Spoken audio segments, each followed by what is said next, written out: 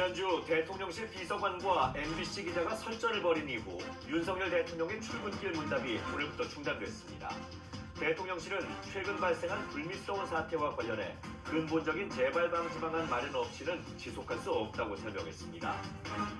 카타르 월드컵이 개막식을 시작으로 한 달간의 여정에 들어갔습니다. 방탄소년단 정국이 개막식에서 월드컵 주제가 드리머스를 불렀고, 카타르는 역대 월드컵 개최국 가운데 처음으로 개막전 패배를 기록했습니다. 이태원 참사 유족 명단을 갖고 있지 않다는 이상민 행안부 장관의 국회 발언과 달리 행안부가 참사 이틀 만에 명단을 입수한 것으로 나타났습니다. 특별수사본부는 이임재 전 용산경찰서장과 최성범 용산소방서장을 소환했습니다.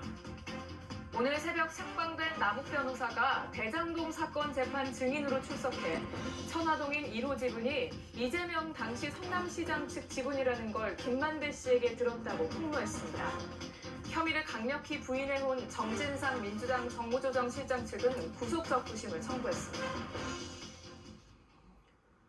안녕하십니까. 월요일 KBS 7시 뉴스입니다.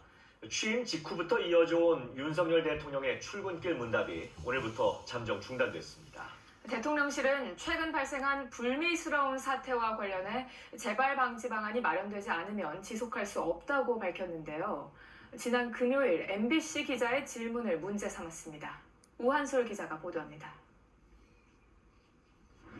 윤석열 대통령 출근을 앞둔 8시 54분쯤 대통령실이 오늘부로 출근길 문답을 중단한다고 통보했습니다. 최근 불미스러운 사태와 관련해 재발 방지 방안 없이는 지속할 수 없다고 판단했다며 국민과의 소통 취지를 살릴 수 있는 방안이 마련된다면 재개 여부를 검토하겠다고 했습니다.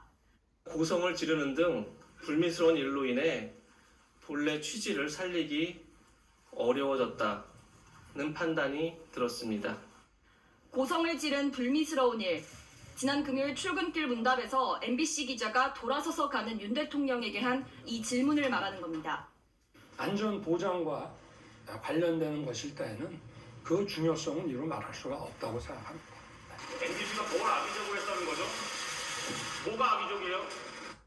이후 이기정 홍보기획비서관이 가시는 분한테 그만 좀 하라고 했고, MBC 기자는 이 비서관과 2분여간 설전을 벌였습니다. 하지만 대통령실은 이 설전은 사안의 본질이 아니라고 했습니다. 결국 MBC 기자가 윤 대통령에게 뭐가 악의적이냐고 2번 반복해 물은 것이 문답 중단의 주요 이유인 겁니다.